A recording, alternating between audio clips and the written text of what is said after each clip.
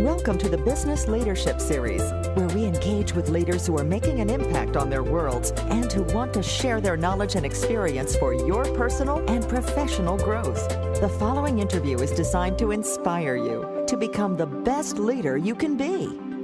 Stop wasting money on marketing and only do marketing that works. Order your copy of Don't Buy a Duck today. If you've ever felt lost, in need of a roadmap, if you ever wanted to get the right folks in the door and dollars in the drawer, you've opened the right book.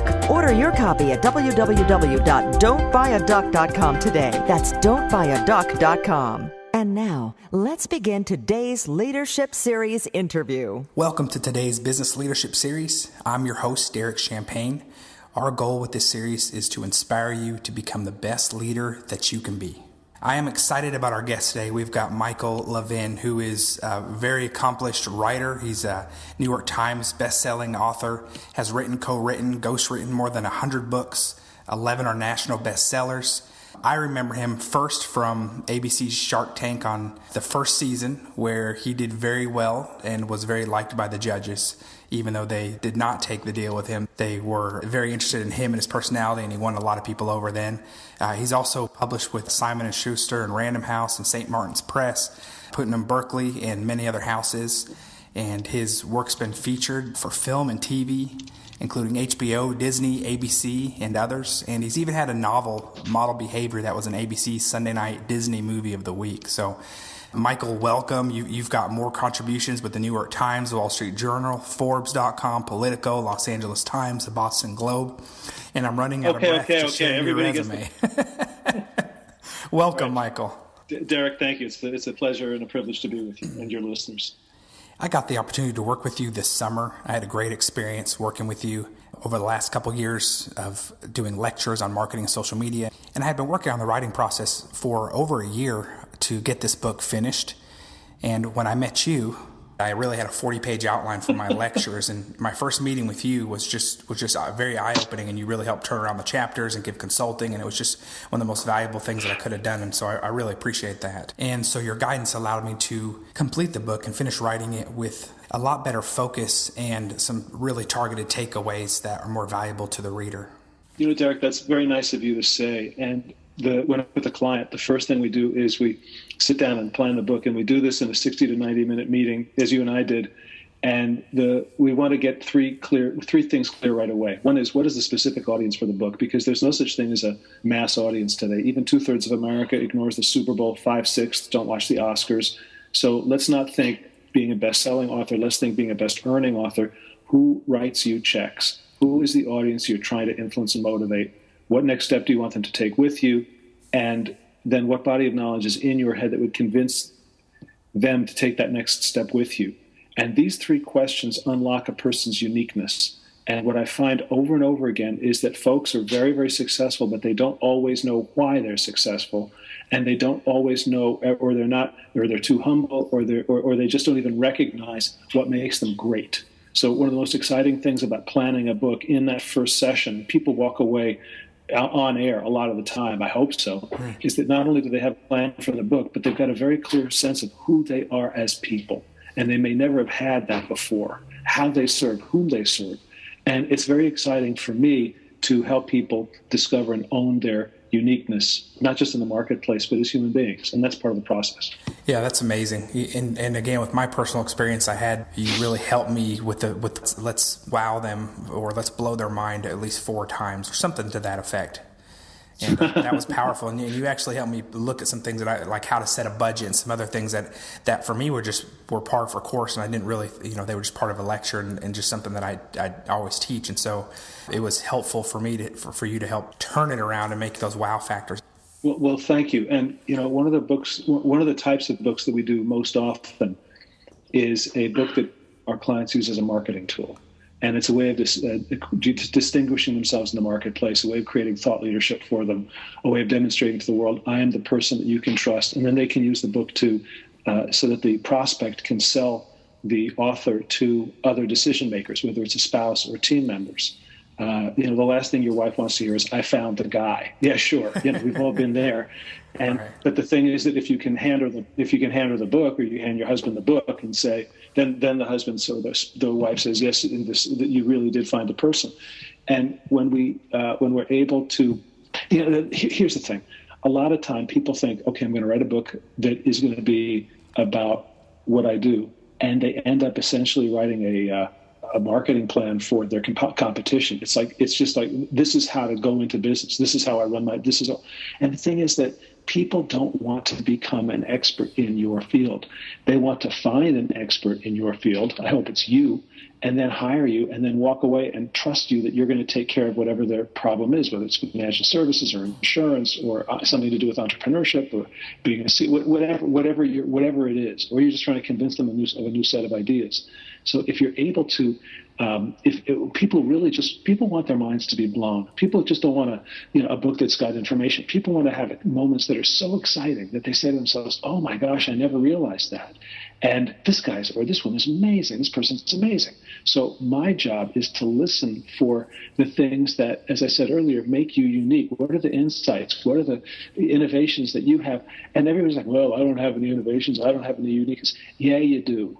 Yeah, you do. I don't care if you're a financial advisor and you do the same thing as other. You don't do it the same way. You don't think the same way. You didn't come into the business for the same reasons. You're not driven by the same motivations. You're different, and it's fun to help people. I once worked with and I'm sorry for the long answer. I once worked with an international business consultant, just a super brilliant guy. He worked on 3 continents, and when we were done planning the book, he said, after the first 90 minutes, he said, until you came along, I never knew what I did. So, sometimes we just need someone else to come in and listen. And I thought that my uniqueness was that I'm a good writer. The reality is that I'm an okay writer, but I'm a good writer, but I'm a really good listener. And that's where the magic happens, when you've got somebody who will listen. And listening and attention are the most desirable and rarest qualities today in the world. It's so hard to find people who will just listen. And when you have that, and that's my unique ability, when you have that, someone who can really, really listen to you, magic happens. Yeah, that's amazing. And again, experiencing it firsthand. And I'm somebody that teaches how to tell your vision story and how to, I do that with clients and we do it well. And then when it comes to my own story, though, it was something I needed help differentiating. So that was really powerful for me to see that kind of transformation. And yeah, you do listen well, but in addition to that, you also come out of it and you are, and you've got some just really super wisdom from what you listen to. So I think it's a really unique ability. You're probably sick of hearing this question, but I'm going to ask it anyway. Tell me about being on Shark Tank. No. It's probably a very over-asked question, but I went back and watched that because I've seen every episode of Shark Tank every season because I love the show. So I went back and watched it after I had met you, and I just thought you handled yourself very coolly, and it was cool to see Damon and Mark and those guys just with the big smiles and enjoying being in your presence and talking with you. So what was that like being on that show? Oh, it wasn't like anything I've ever done. I felt as though I'd been miniaturized and shrunk and stuck in my TV set. And, just walking down. It's not real sharks. It's video of sharks in the Shark Tank when you're walking down the little corridor. And then you stand there and the cameras have to focus on you and get everything right. So you stand there for 2 minutes before you even say a word. And, they're looking at you. You're looking at them. You can't say anything. And it's really unnerving. And then you're hoping you're going to be able to remember your pitch and deliver it one time because you don't have any notes. And that's the first time they see you. That's the first time you see them. So you're so relieved you got your pitch out that then you forget that they're going to start asking you questions. And tough questions too, right? Yeah, and I have to say that they were very kind to me and very respectful. And I later on watched a highlight reel of the way they just destroy people, and I realized that I was very fortunate. But the show was sort of like an intervention on me as an entrepreneur. I just always saw myself until then as a writer guy who was kind of running a business. But the respect that they gave me, one of them said, you've done what 0.0001% of writers has ever done. You figured out how to make a good living at it. Right. And run a business. When they said that, something inside me changed. It was really as if the whole show, the purpose of the show was not to get me a deal, but to do a nationally televised intervention on me so that I would recognize, that I am a business owner and that I'm not the knucklehead that I kind of think I am when it comes to that part of what I do. So I did not get a deal, but I don't really need one. It's not that kind of business. Right. And from my perspective, and what I do really isn't scale. I mean, Damon said, "Can you do a lower price version for people with less means?" And I said, "I honestly can't, right. because how do I maintain the quality?" And I've never even seen the whole episode. I watched the first couple of minutes and I couldn't stand it. It was just, I knew I was going to lose. But so I told my wife last night, because the episode re-airs every 8 weeks on MSNBC yes, or CNBC.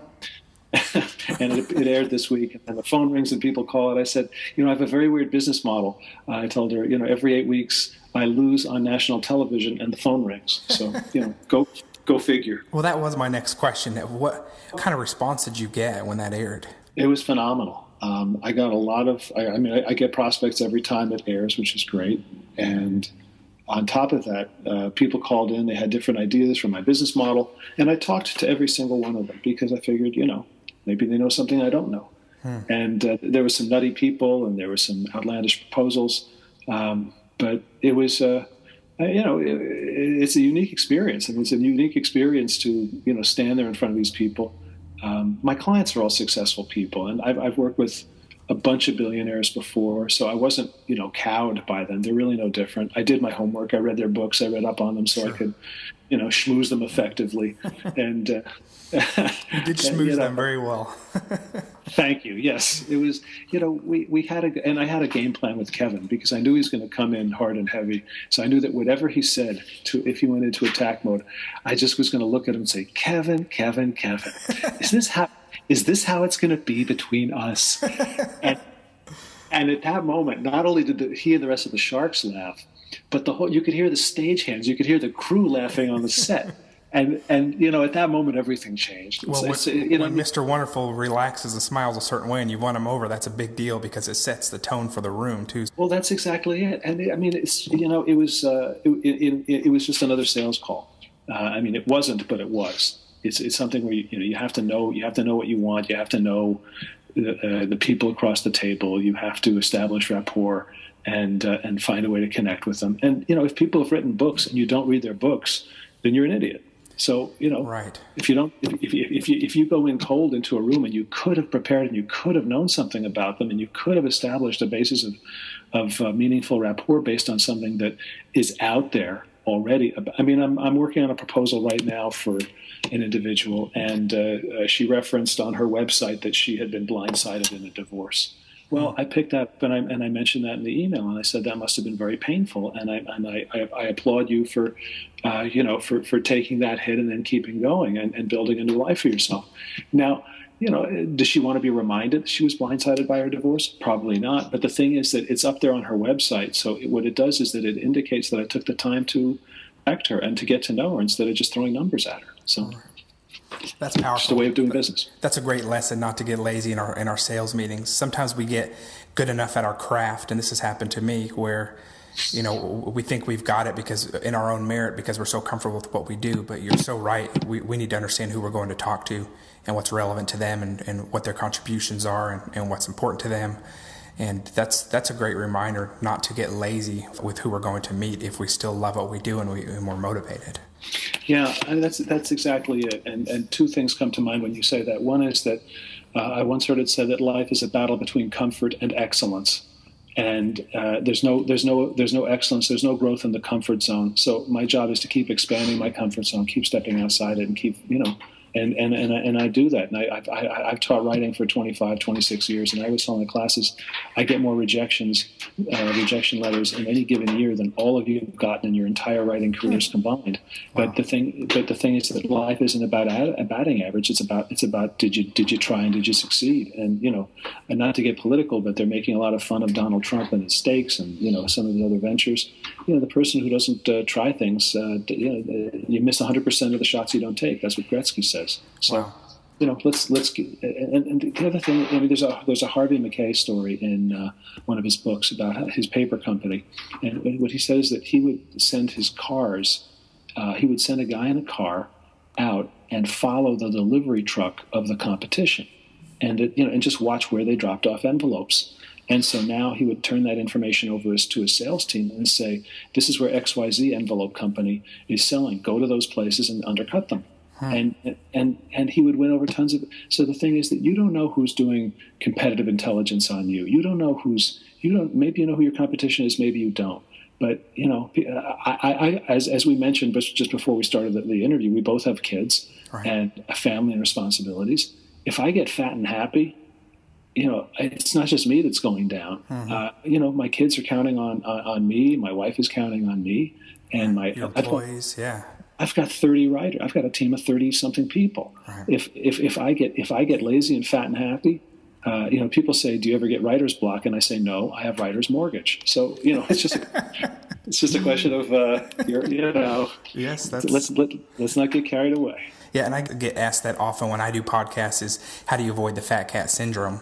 And how do you stay motivated? And I think that happens often is people achieve a certain level of success and then they say, what's next? And they've got to continue to have other goals. And having the mortgage does help, but I think also finding ways to continue to be passionate about what you're doing is important too. When we get back from this break, I want to ask you more about how do you stay passionate about what you do? How do you avoid that fat cat syndrome and getting lazy? We'll be right back. Take a 5-minute complimentary marketing assessment for your business. Whether you're a startup or an established brand looking for more quality customers for your business, this confidential assessment will help you identify the next logical steps for appropriate marketing tools, strategy, and development for making sure your branding and marketing campaign is a success. Visit assessmymarketing.com today. That's assessmymarketing.com. And now, back to today's Leadership Series interview. Michael, we talked before the break about staying motivated, staying hungry. How do you stay passionate about what you do? How do you avoid that fat cat syndrome and getting lazy? Oh my gosh. Every time I plan a book with a client, it brings up a lot of fear for me. It brings up a lot of terror because it just, sort of the low self-esteem kicks in and I say to myself, what on earth could I contribute to this person? She's so successful. He did this, he did that. He's a billionaire. What on earth? And then I start to remember, if they could plan their own book and write their own book, they wouldn't have called me. And, you mentioned some of the things on my track record. I have a really great track record. I'm 57. It's taken all this time to do all that stuff. Right. And then once I get into the call and I start to listen and I realize, something, I can do this. And then I find the book and I find the title and I find the chapters and in what they're saying. And 45 minutes into the call, I send them over the plan for the book, and 9 times out of 10 they're just flabbergasted. Like, how did you do that? How did you find that? Yeah. Well, the main thing is that I stay a little bit afraid and I stay very, very hungry. And the other thing is that I have a balanced life. I run the Boston Marathon for Dana-Farber, the Cancer Institute. I'm active in my religious community. I blog for Huffington Post about cultural events here in Boston, about the ballet or the opera or whatever. I write for the New York Daily News. I have an online column for them about whatever comes into my head. I mean, I think my goal is no unpublished thoughts. But wow. The main thing is that I sing with the Tanglewood Festival Chorus with the Boston Symphony Orchestra. I do a lot of stuff that is not work related, and I do a lot of stuff with my kids. And I'm home for dinner every night, or 9 business nights out of 10, and I hang around the house in the evening, and I'm available to them. And so I have to compress what I do into the workday, and because there's all this other stuff that I want to do, and I don't know. I think that by sharpening the saw with all that other stuff and getting enough rest and taking care of myself, you never really get bored. I mean, so I don't have advice for people who are bored because I've never been bored, so I wouldn't know what to tell them.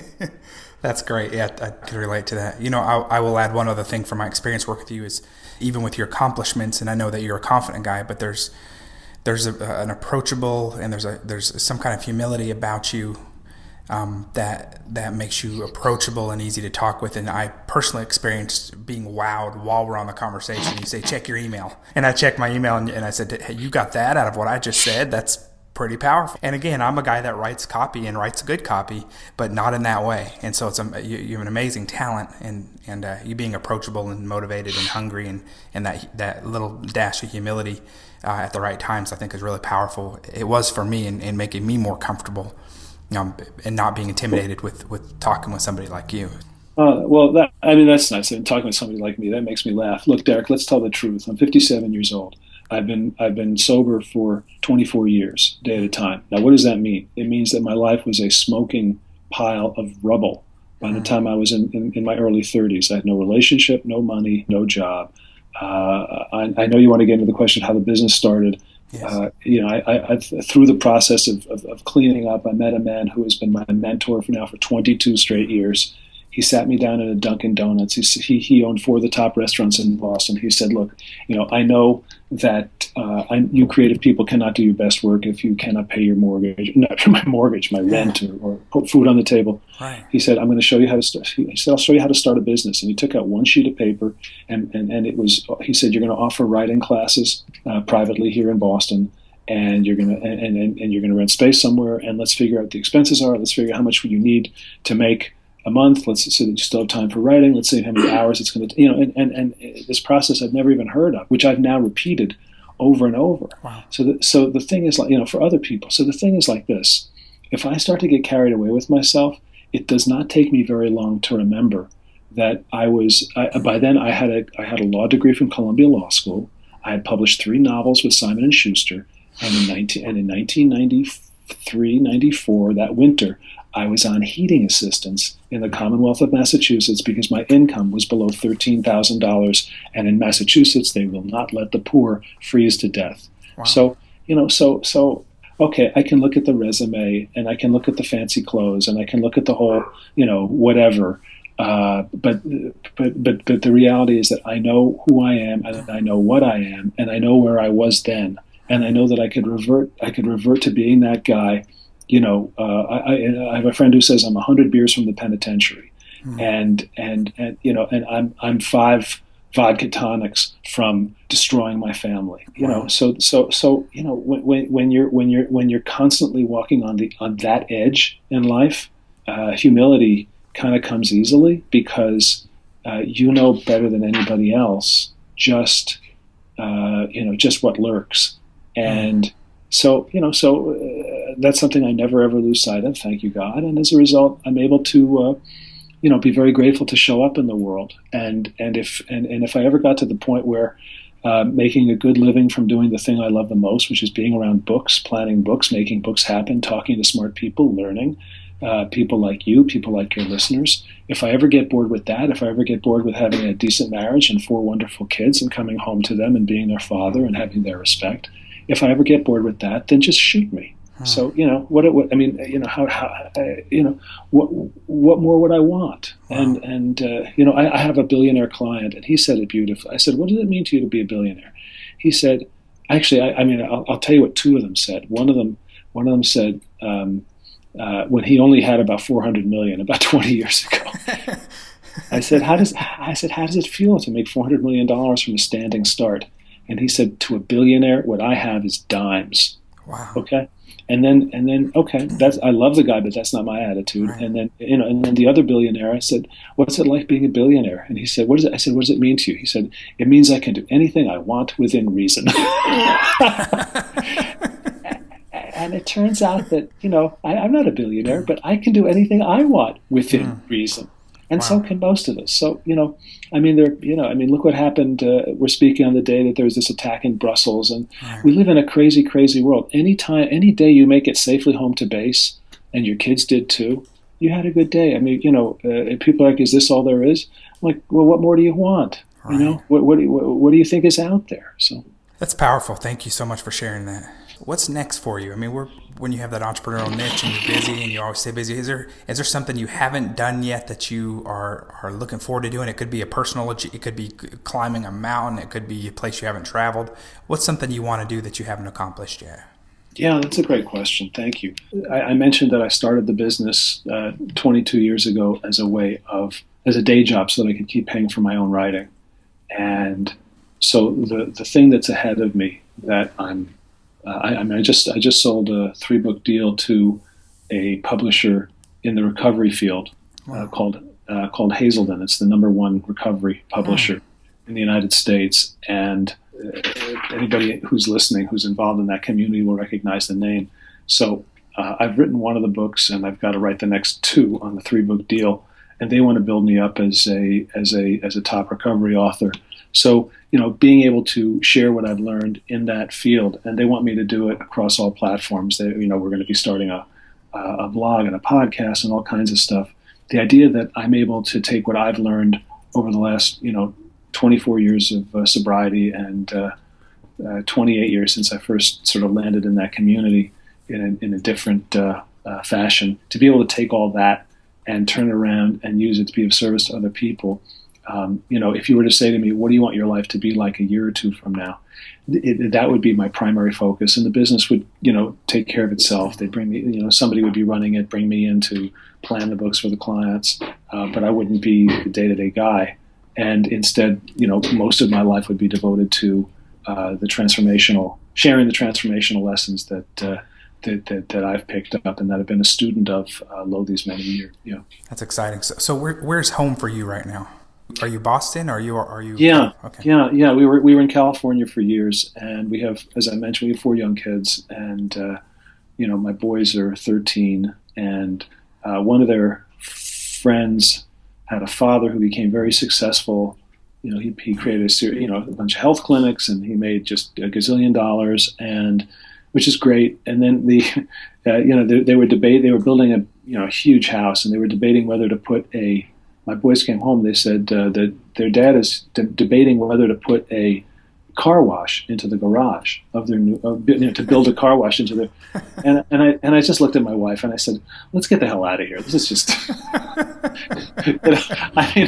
What are my boys going to think life is? If they grow up and they don't have a car wash in their garage. Daddy, why don't we have a car wash in our garage? Well, son, your mother and I have different values. I mean, there comes a point where you just, and so we're here in Boston and the weather stinks, but the thing is that this is where I used to live. This is where I started the business, so it's sort of homecoming in that sense. But no disrespect intended to Southern California, but I just think that your kid has a better chance of growing up grounded here than there. And I lived in Southern California for many years, and got many friends still there and many families there. But I wanted my kids to have a similar change as well. Yeah, I mean, I love it out there. I had 20. I miss it terribly. I had 24 or something like great years out there. And yesterday I was watching the news at the gym, and it said they're campaigning out west. I'm like, out west? What is it, like the Wild West or Mars or somewhere? It's part of the United States. Right. It's out west. It's out there somewhere. No, it's a phenomenal way of life. But the thing is that for the values we wanted, it just wasn't happening for us. So I'll go back out there. We'll go back out there when the kids are grown and whatever. But that's great. You've got so much going on. If our listeners want to follow you, and I know they can Google search you, but where would you send them if they want to learn more about you or to read some of your books? I know I follow a blog that you send out occasionally, which is, man, your writing style is just so relatable, and it brings a tear to your eye sometimes, makes you laugh. You've got politics. I remember you had one about Trump recently. I think you had one at a Celtics game with your child. I mean, just wow. And I read all those, and you know why I read them? Because I know that when I open it up, that I'm going to get something meaningful out of it, and I usually do. So, and with all the junk that we get now. And the opportunities we have to absorb and consume content, it's refreshing when there's something you can look forward to that's not spamming you and that has meaning to it. But that's so nice of you. Thank you. Yeah, I mean the website is Business Ghost, business and then ghost, GHOST.com, like Casper the Friendly Ghost, and on it you can sign up for the newsletter that you're talking about. And I do a weekly newsletter, and the Trump thing I mentioned, I did a newsletter on the very first day of the first Republican debate, when they still had two tiers and 17 candidates, and the thing was called "Why Trump Can't Lose." And the bottom line was he cannot lose because he's having the time of his life. And and if somebody, I'm not going to get political here, but if somebody had told you 6 months ago that that the Pope would be criticizing Republican frontrunner Donald Trump, you'd say, "Is this The Onion?" I mean, is this So it's just stranger than truth. Everything that's happening, and Bernie Sanders. So but the funny thing is that every time I do a newsletter every week about, as you said, about really whatever comes into my head, and whether it's political or or some of my family or whatever. The interesting thing for me is that anytime I do sort of a hard sell and say this is something we're offering, or we're just here's a new service, it's crickets. I never hear a thing. But when but I'll write an article about I went going to the museum with my daughter, and then I'll get a note back from somebody I've never heard of or haven't heard from in 4 years. And they'll say, I'm ready to do my book. So I figure, people just like the fact that it's just something interesting. So go to businessghost.com, and if they want to reach me, they can write me at michael@businessghost.com, and we'll talk. Michael, thank you so much for being my guest today. I'm honored to know you and to be able to work with you and to get time with you today. And I just look forward to how you continue to do great things, and I appreciate your humility and your honesty, and it's a good lesson to me, and it's just refreshing to see. Derek, you're really nice, but I appreciate that, and I appreciate you for having me on. But I just don't want the listeners to think that I'm, like some supernal being that won't take their call. If they want to write a book, they should just drop me an email. Michael@businessghost. There's your hard sell for the day, and we'll get it done for you. So that's about awesome. it. Michael, so thanks for having me. Thanks again. Enjoy Boston. Enjoy your family. Thanks, you too, sir. Thanks so much. All the best. You've been listening to the Business Leadership Series, where we engage with leaders who are making an impact on their worlds and who want to share their knowledge and experience for your personal and professional growth. This interview was designed to inspire you to become the best leader you can be. Your host, Derek Champagne, is the founder and CEO of The Artist Evolution, a full-service agency building successful brands, marketing tools, and campaigns, and also the author of the best-selling book, Don't Buy a Duck.